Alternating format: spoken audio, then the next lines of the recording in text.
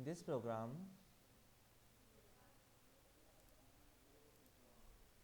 first of all, this will be printed without any symbol in between. Then the septors are replaced by a star symbol, so the stars are coming. Here the separators means commas are replaced by dash, so in the output the dash are coming. Here the septors are replaced by dash star dash, so in the output dash star dash are coming. Here the septors are replaced by comma, so this commas are coming. Here where the separators is coming, it is replaced by new line, so the text is coming in the new lines.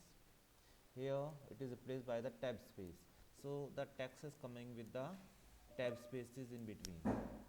Here the separators are replaced by dash sign followed by this exclamatory mark slash n to convert it into section dot over here, and the cursor moves to the new line.